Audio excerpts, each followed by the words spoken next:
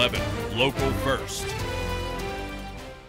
In late August, heavy rain from Hurricane Irene caused flooding in many places throughout the county. Then, just a little over a week later, Tropical Storm Lee hit, shutting down streets, destroying homes, and even taking a few lives. This historic flooding is number 2 on our list of the most impactful stories of 2011. Lancaster County was hit hard by Hurricane Irene and even harder by Tropical Storm Lee. On September 7th, many were aware that flooding was possible, but they didn't realize the extent of damage the storm would leave behind. We never expected 5 feet. The strong waters picked up Lincoln Road and swept away a bridge on the Chickies Creek. Along with the damage, 3 lives were lost. Mark Geib, Diane Barron, and 8-year-old Cole Troop were all victims of the severe flooding and strong currents.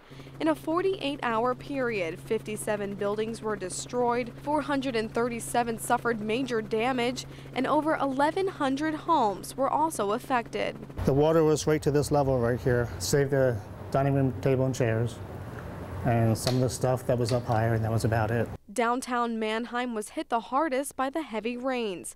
While many people did have flood insurance, it wasn't enough to cover everything.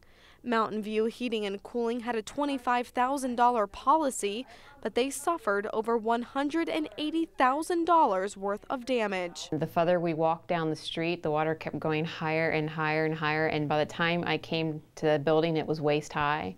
And I just stood and stared at it, and I could see like everything floating through the glass doors. The waters have since receded in areas around the county, including here in downtown Ephrata, where the Cocalico Creek crested to record-setting levels. And now people are still picking up the pieces of homes and businesses swept away. People just like kind of rolled up their sleeves, and I mean, we were just head to toe mud, but people just started helping. Almost 4 months later, some residents are still without a home.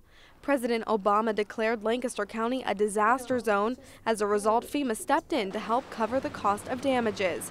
But it was the people of the communities that made the biggest impact. We've had local residents who've organized fundraisers for the Long-Term Recovery Committee.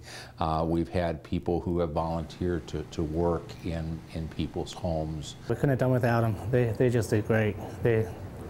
They were in here, and it's amazing how much got done in a short period of time. I was beginning to lose faith in people just because of the way the economy is, but after what I saw with the flood, I totally have like a renewed faith in people, and there are good people out there. For News 11, I'm Vita McHale.